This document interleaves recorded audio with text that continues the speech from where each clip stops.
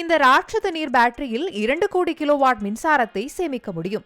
இந்த மின்சாரத்தை கொண்டு ஒரே நேரத்தில் 4 லட்சம் மின்சார கார் பேட்டரிகளை சார்ஜ் செய்ய முடியும்.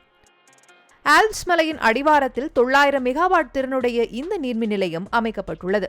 இங்கு தயாரிக்கப்படும் மின்சாரம் நீர் பேட்டரியில் சேமிக்கப்படுகிறது என்பதுதான் இதன் சிறப்பே. இந்த நீர் பேட்டரி வெவ்வேறு உயரங்களில் அமைந்திருக்கும் 2 குளங்களிலிருந்து செயல்படுத்தப்படுகிறது.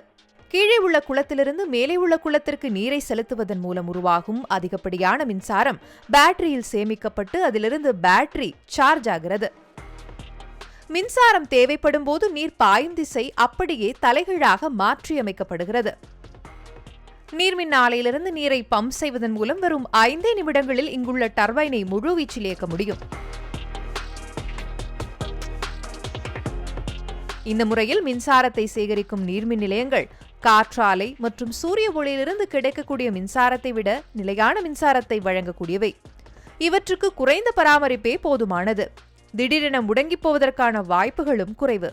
இந்த திட்டம் இந்திய மதிப்பில் சுமார் 17,000 கோடி ரூபாய் செலவில் 14 ஆண்டுகளில் கட்டி முடிக்கப்பட்டுள்ளது. தற்போது சுவிட்சர்லாந்தின் மொத்த மின்சார பயன்பாட்டில் 4 பங்கு புதுப்பிக்கத்தக்க ஆற்றல் மூலம் பெறப்படுகிறது. நீர்மின்சார உற்பத்தியில் கவனம் செலுத்தி வருவது அதிகரித்து வரும் எண்ணெய் மற்றும் எரிவாயு செலவினங்களை சமாளிக்க அந்நாட்டுக்கு உதவிகரமாக இருக்கிறது.